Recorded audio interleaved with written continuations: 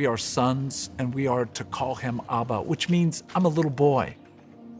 There's something in us that knows what it is like to desire to be so small and so protected by a great father. Most of us didn't have one, but the few who did really understand what it is to crawl up in his lap and to know that he beams over us. There is in all of us this innate capacity to believe and receive a really wonderful Father, even if we didn't have one.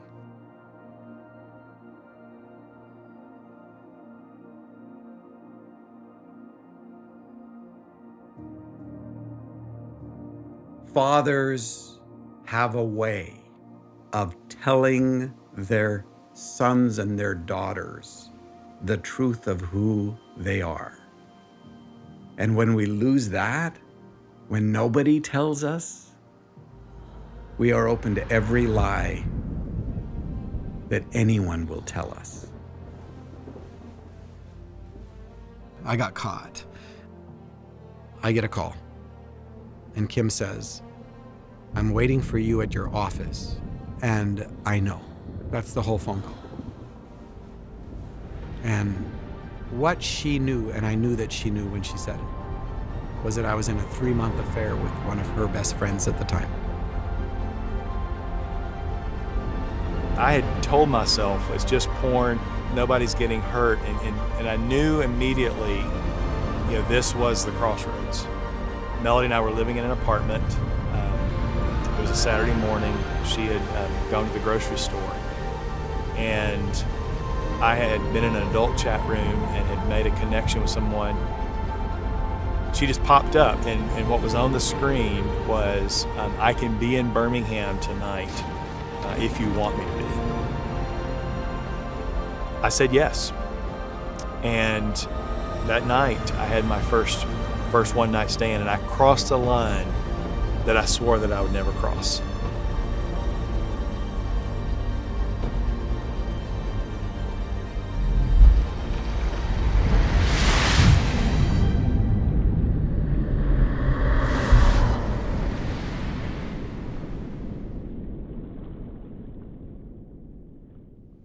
If we understand that sex is not about sex, it isn't just about the struggle with lust.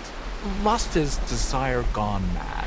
So every man, every woman struggles with lust for something that fills something of our emptiness. Imagine when you feel empty or angry or ashamed, when you feel things in your body that are not working well, and one act will immediately create about 200 to 300% of what you normally live with in a matter of moments.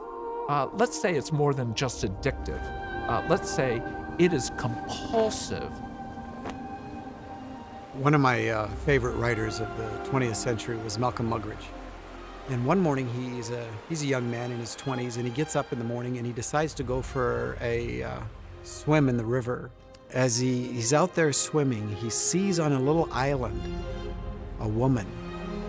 She has disrobed, and she becomes the focal point for his entire universe in that moment.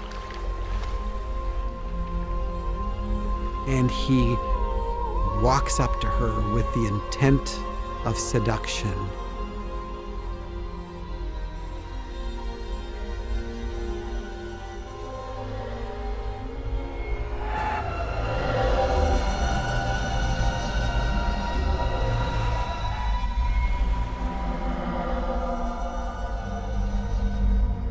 No matter what you did to clean yourself up, to look good, to play the right parts, to say the right things, shame was always there to tell you that you're not. You're a joke. You're a fool. Look at you. You did this again. How could you? You're bad.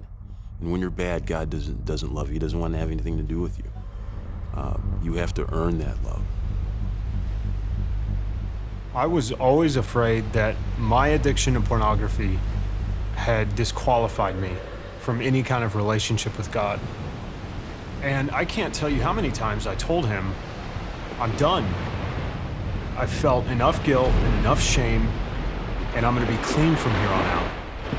And so I worked hard to get back into the Father's love, into any kind of place with Him where I felt relationally good. And in the end, I gave up. I said, I'm done trying.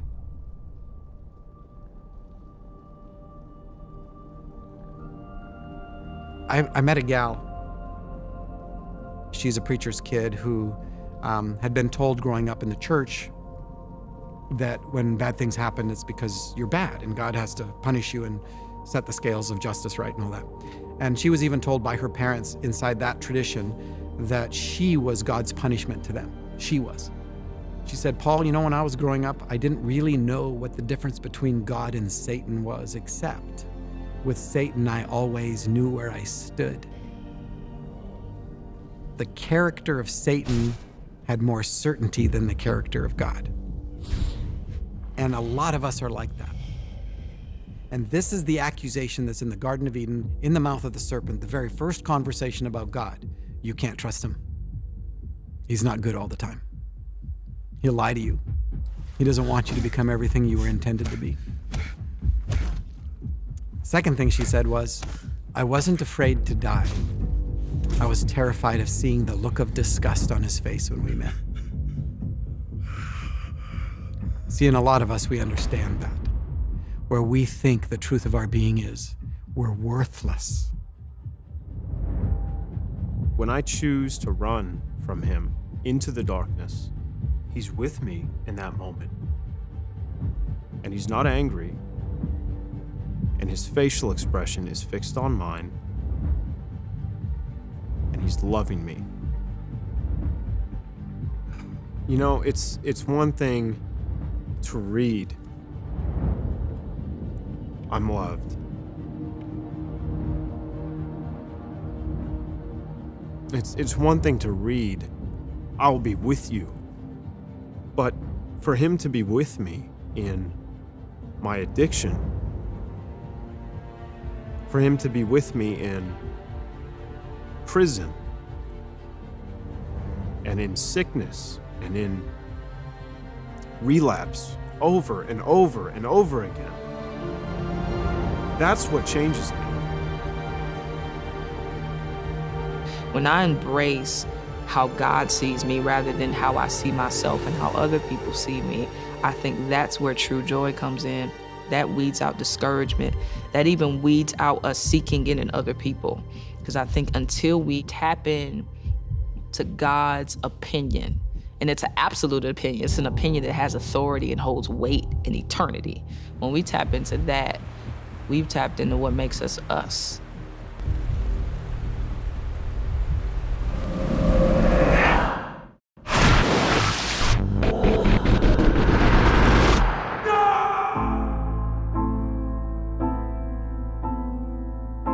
So often we think God is just trying to get us to conform, when really what he's committed to is unbelievable transformation.